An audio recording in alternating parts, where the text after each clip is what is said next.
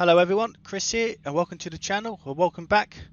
So today I want to do a quick video on pit stops in ACC. So we're just going to head over there now and we're going to run through a few things and hopefully it'll help you out. So one of the first things I would recommend is going to options, assists and turning engine start onto manual.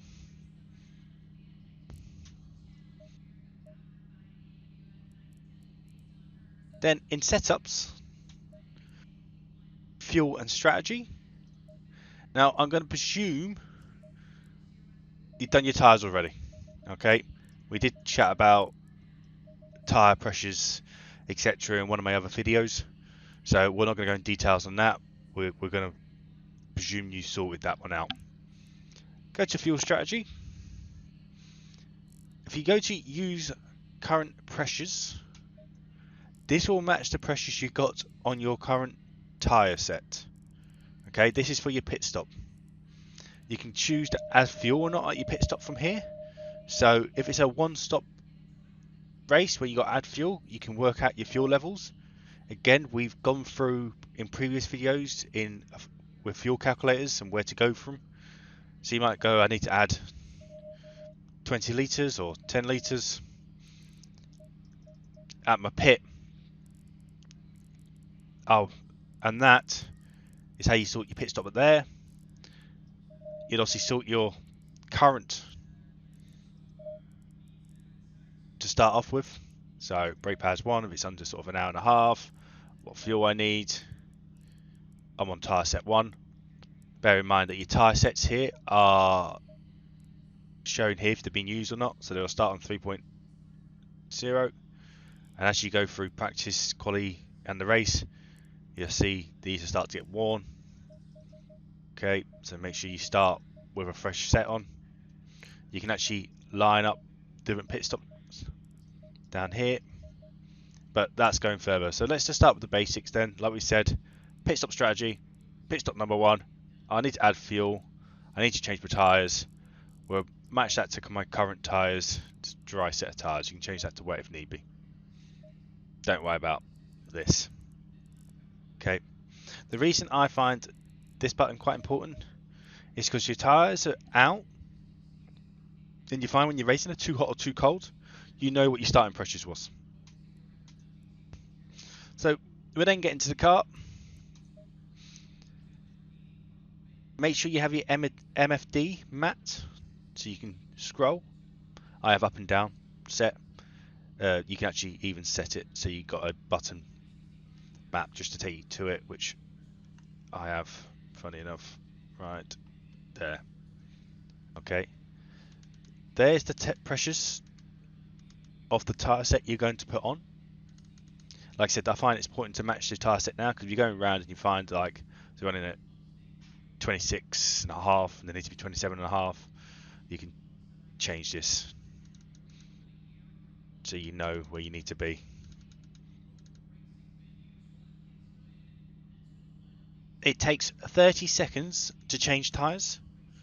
So in some races you need to work out, do you actually need to change tyres or not?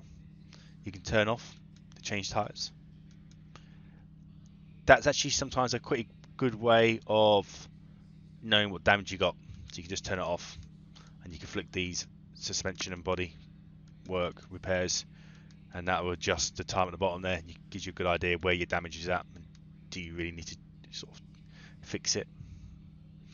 Okay, brake pads is off as standard. Don't worry about that for now.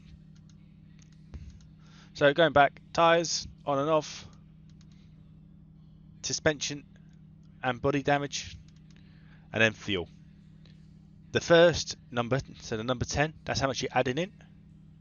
And your second number, the 48, is what your total fuel level would be with that on top. So I'm running at 37.9, so say 38, add the 10, 48, that's what I'd have. So that's what that's showing. Where that is mapped, options, control. If we go down here now, cycle, yes, That one there, cycle HUD MFD up, cycle HUD MFD down. As you see, I just have them to map there. I do use a Stream Deck, so I got all these bits in there, but again, that's not, I don't actually use any of them apart from this one here. But that's not important now. As long as you got up and down, and you got this bit mapped up, down, left, right, that allows you to move within your MFD, you're okay. So, regarding the pit stop itself, let's go and just go around the track.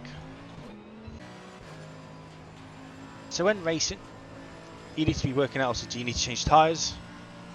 To say 30 seconds in the pit is quite a lot of time. I find tyres will last about an hour, as long as you look after them. If you had a few spins on them, you may need to change them. There's about a 2-second drop off, I would say, within an hour race. So what you need to do then, on your steering wheel, on the bottom box, is get ignition and start.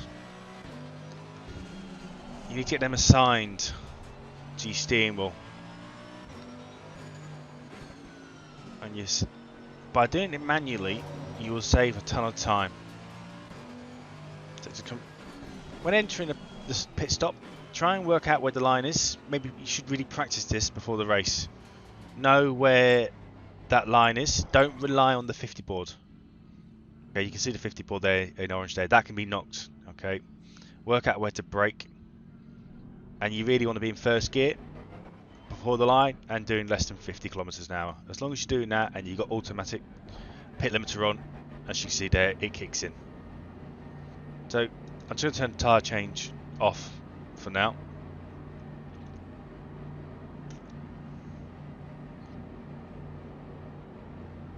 Work out where your box is. Line it up. As you come to your box, this is why it's important to have ignition to start. Hit ignition, turn your car off now before you even get to the line. Line it up, stop. You see it's being picked up. Hit ignition again before you get put down. And then when you get dropped, hit start. There we are. Don't take your car out of first gear. Now, you do save a lot of time by doing it that way, rather than going automatic. I reckon there's anything up to